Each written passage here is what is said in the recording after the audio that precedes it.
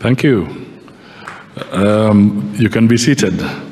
Indeed, that's a very powerful message about the African lion. Your Excellency, let me give very special recognition to the ambassadors from the Middle East, the Gulf states. Please be upstanding.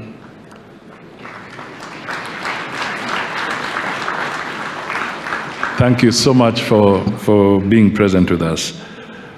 Let me also acknowledge that we have the Speaker of the Senate with us in our midst. Now it is my pleasure and honor to invite His Excellency Rigathi Gachagua, the Deputy President of the Republic of Kenya, to make some few remarks and invite His Excellency President William Ruto to take up from there.